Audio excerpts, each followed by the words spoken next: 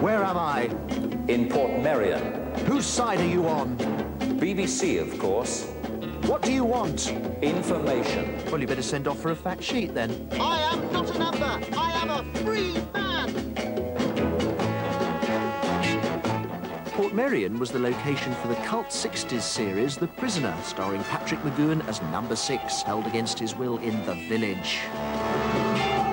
Remember how anyone trying to escape was brought to heel by this sinister balloon? I don't know what's going on around here, but I've got to get out. Portmeirion is the realisation of the dream of a man called Clough Williams Ellis to create his own village. After years of searching, he found the perfect spot, bought beautiful buildings, dismantled them and reassembled them here.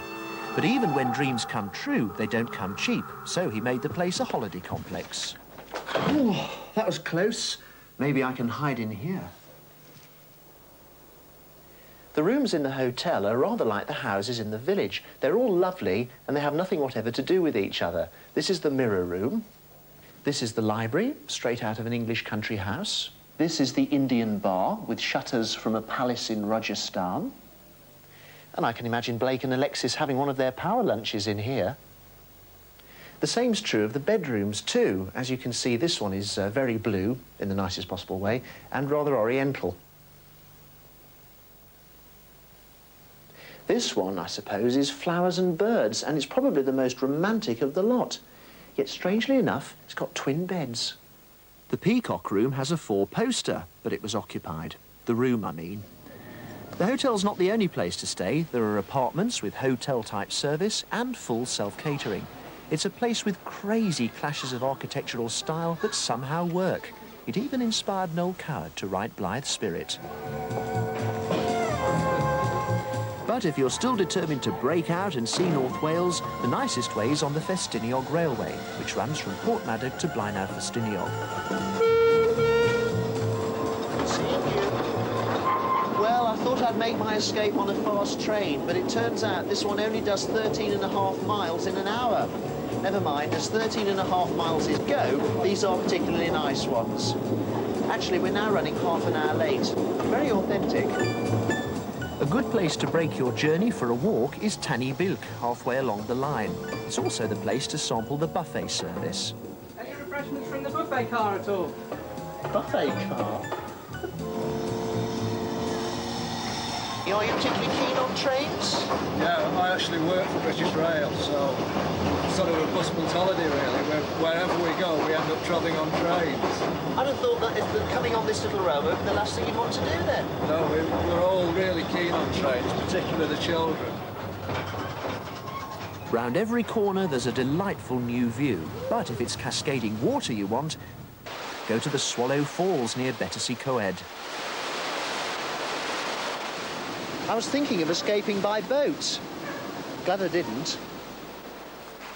A tour of the Llechwedd slate caverns by underground tramway shows you just how hard a life Victorian miners had. So this would be the way he would drill his hole.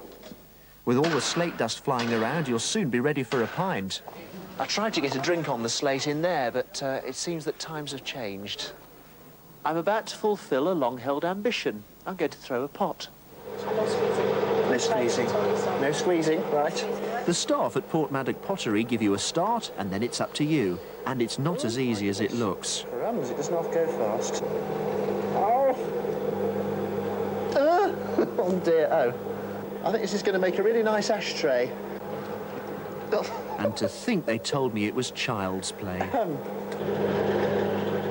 When you've finally completed your little masterpiece, they'll fire it and send it to you. And here it is, my finished pot. No, not that one. That one. I told them not to bother. This is the grave of Beddgelert the dog. His master shot him because he thought Beddgelert had killed his baby son. In fact, the poor dog had saved the child's life. Upon discovering his mistake, the master never smiled again. The dog wasn't too happy either. Well, it's a long way to come to see a few stones, but at least it was quite a nice walk. This is Harlech Castle. They'll never find me in here. Being on a high cliff which rises straight out of the sea made this 700-year-old castle virtually impregnable. Today, of course, anyone can get in, and with all its secret hideouts and endless steps, it's a great place for kids. North Wales is full of interesting places, but to my mind, nothing quite compares with Portmeirion. Look at this, the perfect place to hide.